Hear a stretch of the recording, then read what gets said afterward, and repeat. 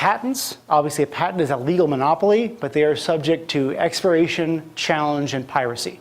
And so you want to be very careful of a business. You see this a lot in like specialty pharmaceuticals, where you have one asset, one drug driving all of your economic value. That patent gets challenged, you're dead. And last time I checked, patent lawyers drive really nice cars. And there's a reason for that, which is that patents are valuable to challenge. And so if they can be challenged, they will be challenged. So when you want to rely on patents as a moat when you have a portfolio of them, that it's hard to invalidate one or the other. Think of Qualcomm, think of ARM Holdings, where there's this huge portfolio of patents. And then finally, licenses and approvals. So you have a license to do something that is not many people can do, or an approval, that is a pretty solid economic moat. Casinos, not easy to get a casino license. You have 6 of them in Macau. That's it, they ain't giving out anymore. Landfills, no one likes to live near a landfill. So municipalities don't give out tons of landfill licenses because then nobody wants to live there. That reduces the tax base. So once you have a landfill or a gravel pit, you probably aren't going to get a whole lot more of them. Aircraft parts are the same thing, have to be FAA certified, and that's a huge moat in the aircraft parts industry. Most aircraft parts are sole source. They have one manufacturer who makes them, and so they get about a 40% margin on aftermarket. It's a beautiful business. If you're selling a brand, if you're a company, here's what you want to look for when you're looking at brand-based companies. Brands are valuable if they deliver a consistent or aspirational experience. Now, consistency lowers search costs and drives loyalty. So what you don't want to do is change the damn product. That's the stupidest thing possible. Remember New Coke? Idiotic. Schlitz.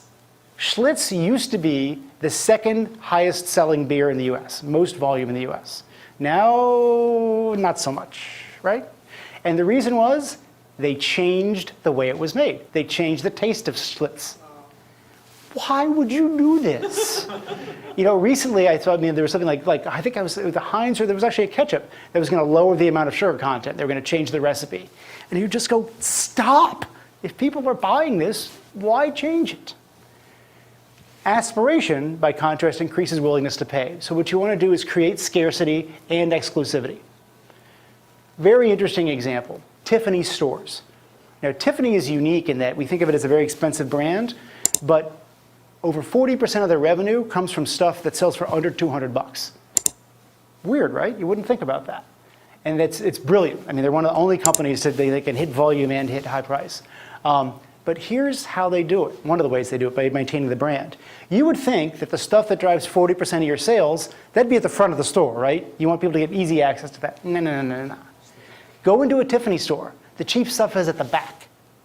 So the expensive stuff, the stuff that costs more than a Tesla, that's sitting in the front of the store, because that keeps the value of the brand up. That maintains an aura of exclusivity and scarcity. And so they keep the brand value up. Or Patek Philippe. Very expensive watch brand. The slogan, which I love, you don't own a Patek Philippe, you take care of it for the next generation. I mean, what a great image, right, for those of us who can afford $50,000 watches. But it maintains that scarcity and exclusivity value. And again, if you look at, if you're looking at brand-based companies, aspirations differ. So you want to think about companies that can adapt. A great example is Jack Daniels, owned by Brown-Forman. These are 2 different Jack Daniels ads. I'm going to do the translations based on what I've been told. I don't speak Russian or Chinese. So this says, "Happy birthday, Mr. Jack." And if you can see it, it's the same image we have of Jack Daniels here. The frontier, the cowboy, old school. And in Russia, that works. Because a lot of Russians own dachas. They like to get out of the city and get back to kind of their sort of Slavic roots. Now compare that with this. Jack Daniels ad in China. You're in a very high-end bar, very urban, very smooth, very cool. And I mean, I've gotten this translated, but I may have I see a few folks here who might speak to. You want to translate that for me? So it simply means confidence is not in your mouth, but from other people's eyes.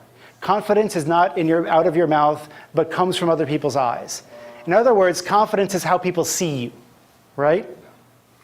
Totally different, right? Because imagine in China if you had this ad that basically was like, you should go back to the village you came from. That's going to sell a premium spirit, right? You know? So again, but here you see this adaptation. That's what you want to see in a brand-based company.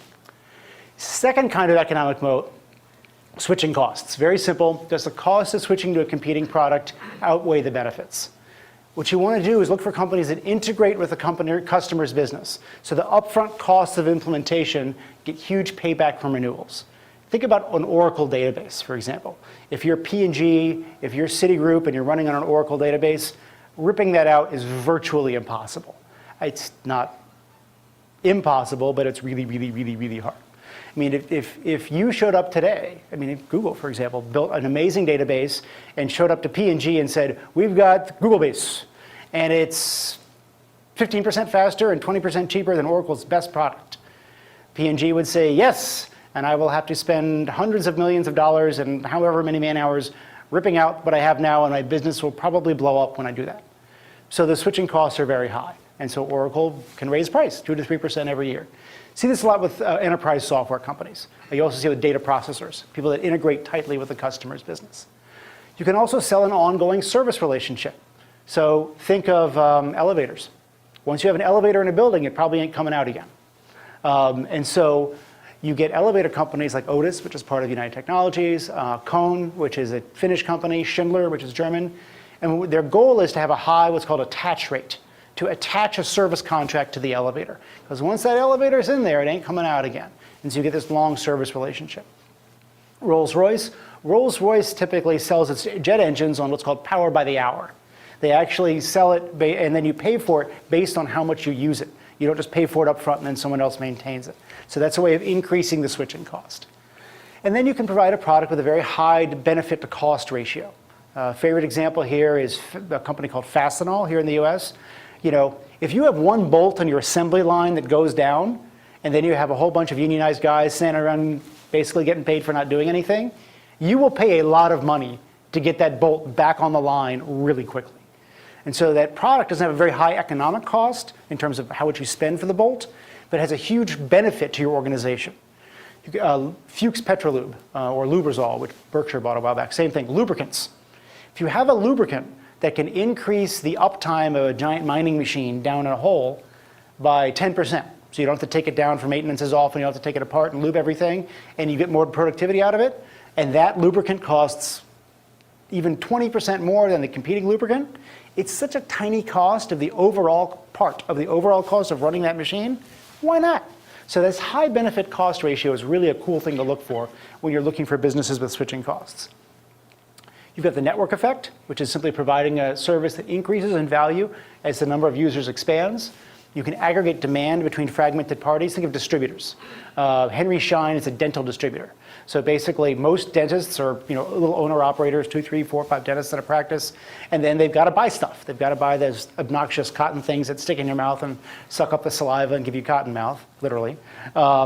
You've got to buy dental drills and all kinds of stuff. And basically, what they're doing is aggregating fragmented demand, fragmented supply, and they bring the two together and extract a lot of economic rents by doing that.